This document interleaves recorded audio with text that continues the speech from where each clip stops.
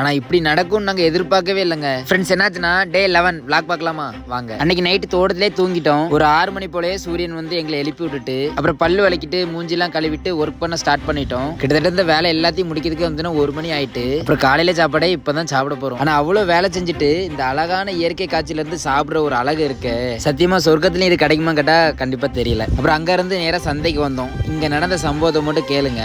ஒரு வருஷம் கஷ்டப்பட்டு இயற்கையோட போராடி நம்ம இந்த வாழையை வளர்க்குறோம். கிட்டத்தட்ட ஒரு 150 ரூபாயில இருந்து 200 ரூபாய் செலவு பண்றோம். ஆனா இங்க நடக்கிற ஒரு ஏலத்தை மட்டும் பாருங்க.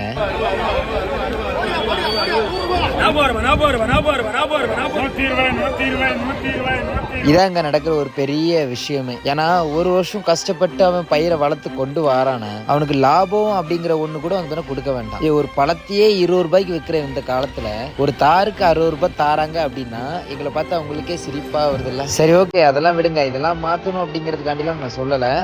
அடுத்து என்னன்னா வேலையெல்லாம் முடிச்சுட்டு வீட்டுக்கு போனோம். இந்த துன்பத்திலயும் ஒரு ஹாப்பினஸ் கிடைச்சது. நம்ம மாடு வந்து ஃபர்ஸ்ட் குட்டி போட்டிருக்கு. அதை அப்படியே தூக்கி நம்ம வீட்டு முன்னாடி வந்து சேஃபா வந்து வச்சாச்சு. அப்புறம் காலையிலேயே வந்து அழகா நடக்க ஆரம்பிச்சு. சத்தியமா பார்க்கவே வந்து அவ்வளவு அழகா இருந்துச்சு ஃப்ரெண்ட்ஸ். அப்புறம் இந்த குட்டி வந்து நம்ம லைஃபோட சேர்ந்து வந்து டிராவல் பண்ண போகுது. சோ இதுக்கு ஒரு நேம் வச்சு அந்த பேரை சொல்லி இதை கூப்பிடணும் அப்படின்னு ரொம்ப ஆசைப்படுதேன். சோ இந்த வீடியோக்கு நீங்க லைக் எல்லாம் பண்ண வேண்டாம். முடிஞ்சா இந்த குட்டிக்கு ஒரு அழகான நேம் மட்டும் சொல்லிட்டு போங்க. யாரோட பேருக்கு நிறைய லைக் வருதோ அந்த பேரை தான் நம்ம செலக்ட் பண்ண போறோம். அதனால கண்டிப்பா சொல்லிட்டு போங்க.